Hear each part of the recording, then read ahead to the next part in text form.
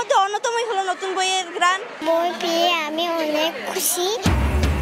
স্কুলে স্কুলে উৎসবের আমেজ। বছরের প্রথম দিন পাঠ্য বই পেল কোমল মতিরা। প্রচ্ছদে জুলাই বিপ্লবের গ্রাফিতি। 20 জানুয়ারির মধ্যে সব বই পাবে শিক্ষার্থীরা। বর্ণাঢ্য আয়োজনে সারা দেশে ছাত্র দলের প্রতিষ্ঠাবার্ষিকী পালিত। সন্ত্রাসমুক্ত রাজনীতির প্রত্যয়। ন্যূনতম সংস্কার করে নির্বাচন দেওয়ার দাবি মির্জা ফখরুলের। দলীয় কর্মীদের চাকরি দিতে রাজশাহী সিটিতে বিশেষ 9 বিভাগ। 200 জনকে নিয়োগ দেন সাবেক মেয়র লিটন। ব্যয় কমাতে ছাঁটাইয়ের সিদ্ধান্ত প্রশাসনের। এবং সদ্য বিদায়ী বছরে আগের সব রেকর্ড ভেঙে দিল চট্টগ্রাম বন্দর কর্তৃপক্ষ। প্রায় 33 লাখ কন্টেইনার ও 12 কোটিরও বেশি মেট্রিক টন পণ্য হ্যান্ডলিং।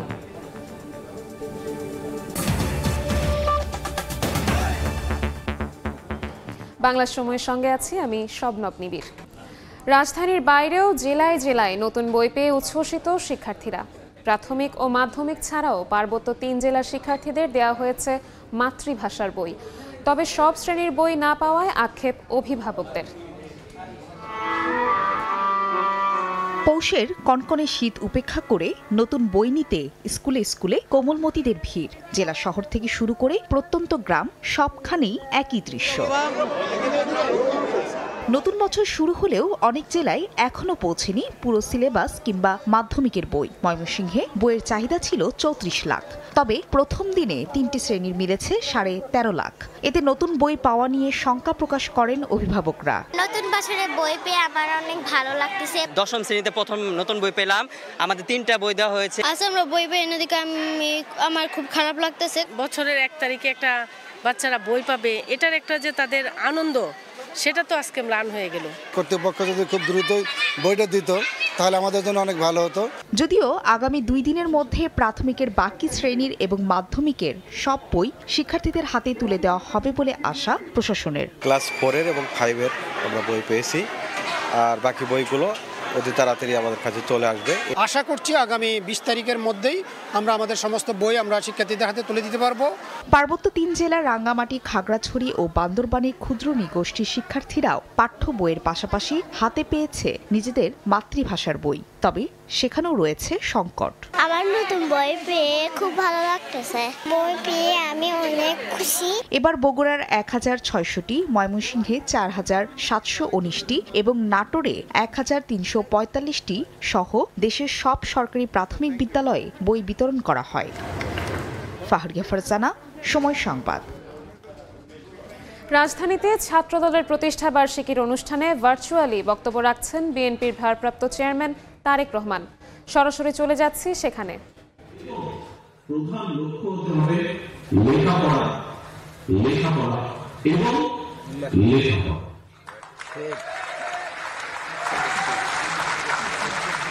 ছাত্রছাত্রী ভাই বোনেরা, দেশকে কাগজের রাষ্ট্রে পরিণত করে রাখতে পলাতক স্বৈরাচার গত 1.5 দশকে দেশের রাষ্ট্র পলাতক স্বৈরাচার গত 1.5 দশকে ধর্ম বর্ণ নির্বিশেষে সকল শ্রেণী পেশার মানুষ তথা ছাত্র, শিক্ষক, কৃষক, শ্রমিক, দিনমজুর, নারী, শিশু, আবাল, বৃদ্ধ, বনিতা প্রত্যেককে গণতান্ত্রিক রাজনৈতিক অধিকার কেড়ে নিয়ে দেশ এবং জনগণের স্বার্থের বিরুদ্ধে অবস্থান নিয়েছিল। ফলে ব্যক্তি থেকে সংগঠন তথা বাংলাদেশের পক্ষের প্রতিটি রাজনৈতিক দলের সামনে দেশ এবং জনগণের কল্যাণে নেওয়া তাদের নিজ নিজ রাজনৈতিক আদর্শ, লক্ষ্য কিংবা কর্মসূচি বাস্তবায়নের পলাতক স্বৈরাচারী ছিল প্রধান বাধা। এ কারণে 52-এর ভাষা আন্দোলন, 71-এর মুক্তিযুদ্ধ কিংবা 90-এর স্বৈরাচার বিরোধী আন্দোলনের মতোই 2024 সালের জুলাই আগস্টে ছাত্র জনতার নেতৃত্বে গড়ে ওঠা ফ্যাসিস্ট মাফিয়ার পতন আন্দোলনে দল মত নির্বিশেষে সবাই ঝাঁপিয়ে পড়েছিল।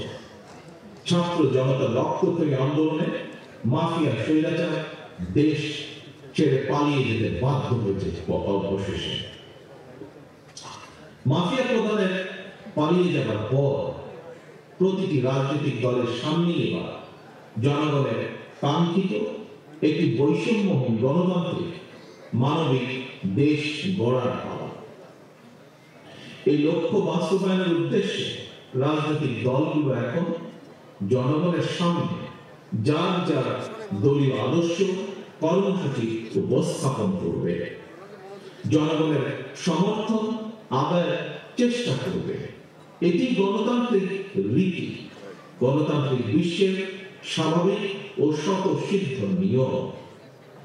এমন অবস্থায় কোন কোন মহল থেকে সমস্যা নাকি নির্বাচন এ ধরনের জিজ্ঞাসাকে বিএনপি, বাংলাদেশ জাতীয়তাবাদী দল তথা দেশপ্রেমিক সকল মানুষ, সকল রাজনৈতিক দল স্রেফ অসৎ উদ্দেশ্য প্রণীত কূট তর্ক বলে বিবেচনা করে। বরং আমাদের দল বিএনপি মনে করে রাষ্ট্র, রাজনীতি এবং রাজনৈতিক দলের গুণগত পরিবর্তনের জন্য সংস্কার এবং নির্বাচন উভয়ই প্রয়োজন। সরাসরি যুক্ত ছিলাম ছাত্রদলের প্রতিষ্ঠাবার্ষিকী অনুষ্ঠানে। সারা দেশে পালিত হলো ছাত্রদলের 46তম প্রতিষ্ঠাবার্ষিকী। কেক কাটা, আলোচনা সভা, র্যালি সহ নানা আয়োজন করে সংগঠনটি। সন্ত্রাসমুক্ত রাজনীতির প্রত্যয় নেতাকর্মীদের। স্লোগানে স্লোগানে মুখর রাজপথ, হাতি ঘোড়া আর বাদ্যযন্ত্রের তালে বর্ণাঢ্য র্যালি। উৎসব মুখর পরিবেশে পালিত হলো ছাত্রদলের 46তম প্রতিষ্ঠাবার্ষিকী। বুধবার সকালে দিবসটি উপলক্ষে জেলা, উপজেলা সহ প্রতিটি শাখা কার্যালয়ে দলীয় ও জাতীয় পতাকা উত্তোলন করা হয়। এরপর বেলুন উড়িয়ে ও কেক কাটেন নেতাকর্মীরা।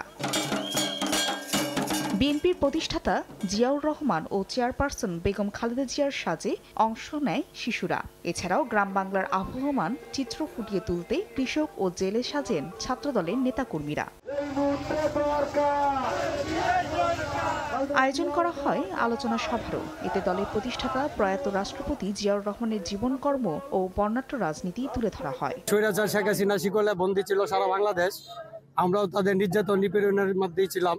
তারেক জিয়ার যে বাংলাদেশ যে বিনির্মাণ করতে যাচ্ছে, সেই বাংলাদেশে আমরা সকলে মিলেমিশে ঐক্যবদ্ধভাবে রাজপথে থাকতে চাই। গোলাবাজি করতে হবে না, এখন সুশৃঙ্খল রাজনীতি করতে হবে, এটাই বাংলাদেশের মানুষ প্রত্যাশা করে। ৩০ দফা আমরা বাস্তবায়ন করব, এই দায়িত্ব কারো হাতে নাই। প্রশাসনিক কাঠামোর বাইরেও রাজশাহী সিটি কর্পোরেশনে খোলা হয়েছিল বিশেষ 9টি বিভাগ। সেখানে অস্থায়ী ভিত্তিতে নিয়োগ দেওয়া হয় প্রায় 200 কর্মকর্তা কর্মচারী। অভিযোগ উঠেছে দলীয় নেতাকর্মীদের চাকরি দেওয়ার জন্যই এমন কাজ করেছিলেন সাবেক মেয়র AHM খায়রুজ্জামান লিটন। সম্প্রতি ব্যয় কমাতে ওই বিভাগগুলো বন্ধ ও অস্থায়ী 171 কর্মচারীকে বাদ দেওয়ার সিদ্ধান্ত নিয়েছে সিটি কর্তৃপক্ষ। আওয়ামী লীগ সরকার পতনের পর রাজশাহী সিটি কর্পোরেশনের আয় ব্যয়ের খাত যাচাইয়ে তৎপর হন নতুন প্রশাসক। এ সময় প্রশাসনিক কাঠামোর বাইরে নতুন সৃষ্টি করা 9টি অতিরিক্ত বিভাগের কারণে অর্থ অপচয়ের বিষয়টি নজরে আসে। বেরিয়ে আসে তৎকালীন মেয়র AHM খায়রুজ্জামান লিটনের আস্থাভাজন প্রায় 200 আওয়ামী লীগের নেতাকর্মীকে অস্থায়ী ভিত্তিতে নিয়োগ দেওয়ার বিষয়টি। 2018 সালে নির্বাচিত হওয়ার পর নতুন এসব বিভাগ চালু করেন সাবেক মেয়র লিটন। অনুমোদন না থাকায় তাদের বেতন ভাতা দেয়া হতো সিটি কর্পোরেশনের বার্ষিক বাজেট থেকে। প্রশাসক সাহেব চিন্তা করছেন বা প্রশাসন চিন্তা করছেন, তাহলে তো এখন আমার এগুলো দরকার নাই। সেই চিন্তা ভাবনা থেকেই যেগুলো হলো আমাদের সাংগঠনিক কাঠামোর বাইরে আছে শাখাগুলো, যেগুলো বাজেট অন্তর্ভুক্ত, সেগুলো হলো বিলুপ্ত করার জন্য সিদ্ধান্ত গ্রহণ করেছেন। সিটি কর্পোরেশনের প্রয়োজনে যদি দক্ষ জনবল কেউ থেকে থাকে, অস্থায়ী কিন্তু দক্ষ, প্রশাসক মহোদয়ের সিদ্ধান্ত ক্রমে আমরা তাদেরকে বিভিন্ন শাখায় নিয়োগ করি। এদিকে নেতাকর্মীদের পৃষ্ঠপোষকতার জন্য জনগণের ট্যাক্সের টাকা অপচয় করেছেন সাবেক মেয়র, বলছেন সুশাসন বিশ্লেষক। যেখানে জনগণের ট্যাক্সের টাকা রয়েছে সেখানে কিন্তু স্বচ্ছতা এবং জবাবদিহিতা নিশ্চিত করা আবশ্যক। আগে প্রতি মাসে রাজশাহী সিটি কর্পোরেশনের কর্মকর্তা কর্মচারীদের বেতন বাবদ প্রায় 7 কোটি টাকা ব্যয় হলেও 171 জনকে ছাঁটাইয়ের কারণে তা কমে এসেছে 5 কোটি 20 লাখে। সাইফুর রহমান রকি, সময় সংবাদ, রাজশাহী। কন্টেইনার এবং কার্গো হ্যান্ডলিংয়ে আগের সব রেকর্ড ভেঙে দিয়েছে চট্টগ্রাম বন্দর কর্তৃপক্ষ। সদ্য বিদায়ী বছরের 32,76,000 কন্টেইনার এবং 12 কোটি 39 লাখ মেট্রিক টন পণ্য হ্যান্ডলিং হয়েছে এখানে। মূলত ডলার সংকট কাটিয়ে দেশের আমদানি রফতানি বাণিজ্য গতিশীল হওয়ায় বন্দরের এই সফলতা বলে মনে করছেন ব্যবসায়ীরা। বিশ্বের ব্যস্ততম 100 বন্দরের মধ্যে 67তম অবস্থানে থাকা চট্টগ্রাম বন্দরকে গত কয়েক বছর ধরে নানা জটিলতার মধ্য দিয়ে চলতে হচ্ছে।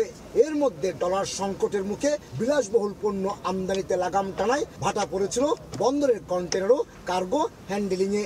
2023 সালে কন্টেনার হ্যান্ডেলিং 30,50,000 এবং কার্গো হ্যান্ডেলিং 12,02,00,000 মেট্রিক টনে নেমে এসেছিল। গত বছরের মাঝামাঝি সময়ে রাজনৈতিক অস্থিরতা পাশাপাশি সেপ্টেম্বরের বন্যায় ব্যাপক ক্ষতিগ্রস্ত হয়েছিল দেশের অর্থনীতি। এত সংকটের মাঝেও 2024 সালে অতীতের সব রেকর্ড ভেঙে 32,76,000 কন্টেনার এবং 12,39,00,000 মেট্রিক টন পণ্য হ্যান্ডেলিং হয়েছে এখানে।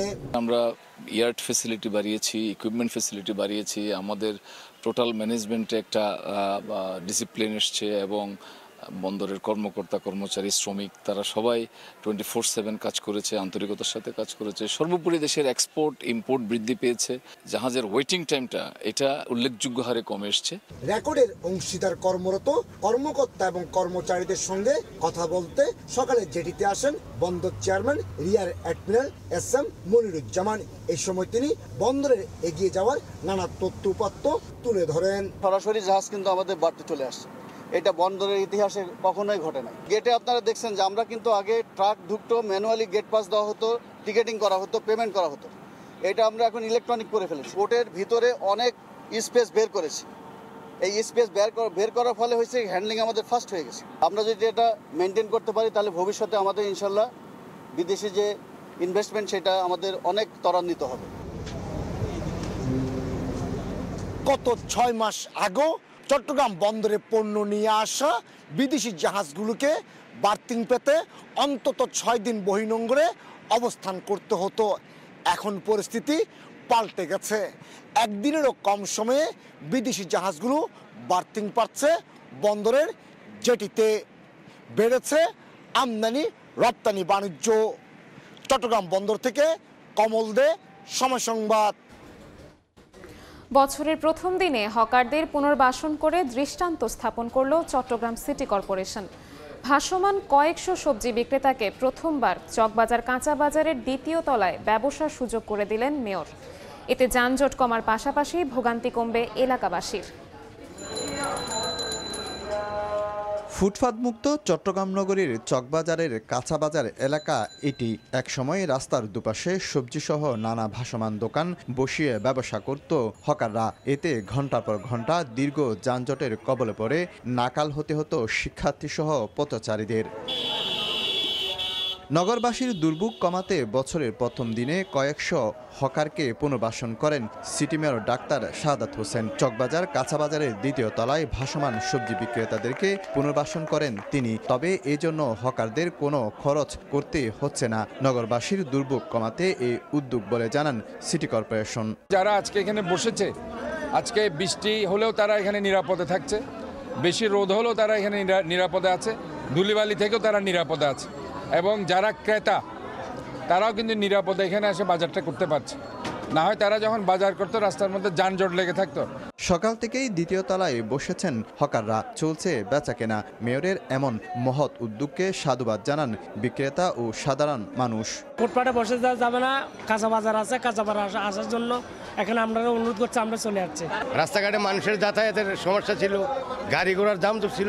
এখন যেহেতু মেয়র সাহেবের নির্দেশে আমরা সিটি কর্পোরেশন বাজার আসছি, ইনশাআল্লাহ আলহামদুলিল্লাহ ভালো হবে ব্যবসা। খুব সুন্দর এই পরিবেশটা আমাদেরকে 5 বছর আগে দিতে হইতো। পরে মেয়র ডাক্তার শাহাদাত হোসেন চকবাজারের পাশের ফুলতলা খাল পরিদর্শন করে নানা কাজের তদারকি করেন। শফিকুল আলম, সময় সংবাদ, চট্টগ্রাম। বাংলার সময়। আমনের ভরা মৌসুমে সরবরাহে নেই ঘাটতি, তারপরও দিনাজপুরে চালের দাম ঊর্ধ্বমুখী। সপ্তাহ ব্যবধানে কেজিতে বেড়েছে 5 থেকে 8 টাকা। এতে বিপাকে ভোক্তা, খুচরা ব্যবসায়ী ও আড়তদাররা দুষছেন মিলার এবং চাল ব্যবসায়ীদের। দেশের যে কয়েকটি জেলা চালের চাহিদা মেটাতে উল্লেখযোগ্য ভূমিকা রাখে তার অন্যতম দিনাজপুর। তবে আমনের ভরা মৌসুমেও উত্তরের এই জেলায় বাড়ছে চালের দাম। সপ্তাহ ব্যবধানে পাইকারি ও খুচরা বাজারে প্রকারভেদে কেজি প্রতি বেড়েছে ৫ থেকে ৮ টাকা।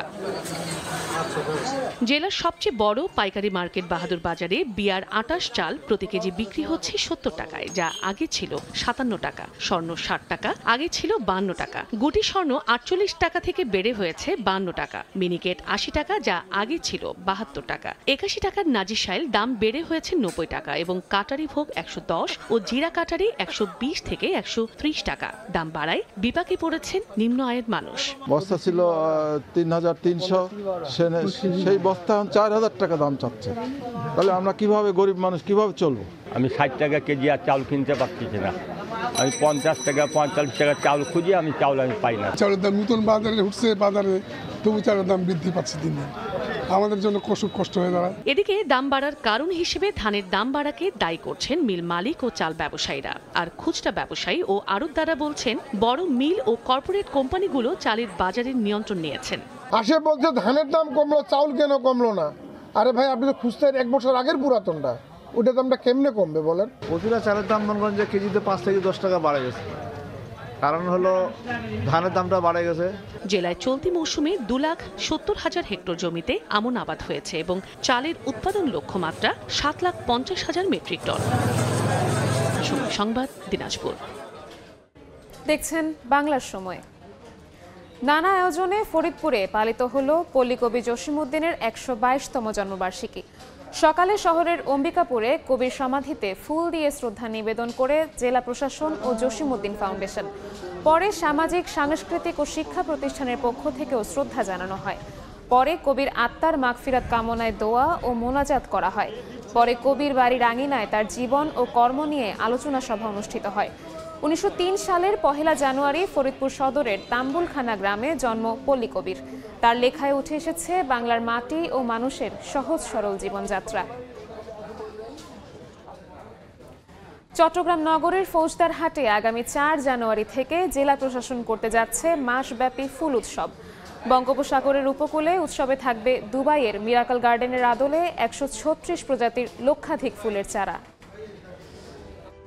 দেশি বিদেশি নানা রং বেরঙের ফুলে সাজানো চট্টগ্রামের ডিসি পার্ক। বঙ্গোপসাগর উপকূলে ১৯৪ একর জায়গায় বিশ্বখ্যাত দুবাইয়ের মিরাকল গার্ডেনের আদলে গড়া এই ফুলের পার্কে ১৩৬ প্রজাতির লক্ষাধিক ফুল ছড়াচ্ছে সৌরভ।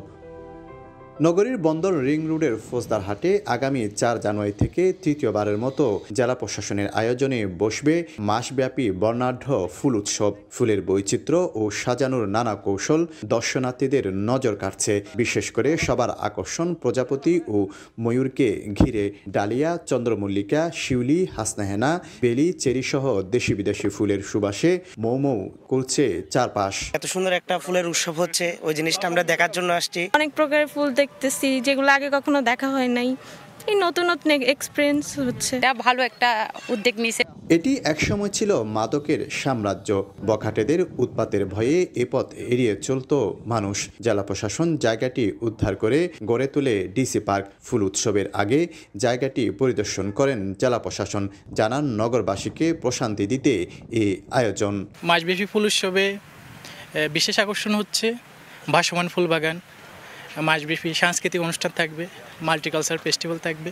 বাংলাদেশের সবথেকে যে জনপ্রিয় ব্যান্ড দল নগর বাউল জেমসকে দিয়ে আমরা গ্র্যান্ড ফিনালেতে একটা জমজমাট অনুষ্ঠান আয়োজনের চিন্তা করেছি। মাসব্যাপী উৎসবে দিঘির চারপাশে থাকছে নৌকা প্রদর্শনী, বইমেলা, ঘুড়ি উৎসব, পিঠা উৎসব, মুভি শো, পুতুল নাচ সহ মনোমুগ্ধকর নানা সাংস্কৃতিক অনুষ্ঠান। একসময় এখানে মাদকের রাজ্য থাকলেও এখন পরিণত হয়েছে ফুলের সাম্রাজ্যে। যত্ন পেলে গোবরেও যে পদ্মফুল ফুটানো যায় তার দৃষ্টান্ত স্থাপন করেছে চট্টগ্রামের জেলা প্রশাসন। শফিকুল আলম, সময় সংবাদ, চট্টগ্রাম। বাংলার সময়ের শীর্ষ সংবাদগুলো জানিয়ে দিচ্ছি আরেকবার। প্রিয় গানগুলোর মধ্যে অন্যতমই হলো নতুন বইয়ের গান। বই পেয়ে আমি অনেক খুশি।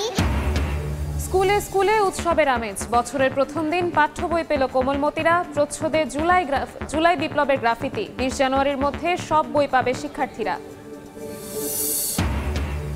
বর্ণাঢ্য আয়োজনে সারা দেশে ছাত্রদলের প্রতিষ্ঠা বার্ষিকী পালিত। সন্ত্রাসমুক্ত রাজনীতির প্রত্যয়, ন্যূনতম সংস্কার করে নির্বাচন দেওয়ার দাবি মির্জা ফখরুলের।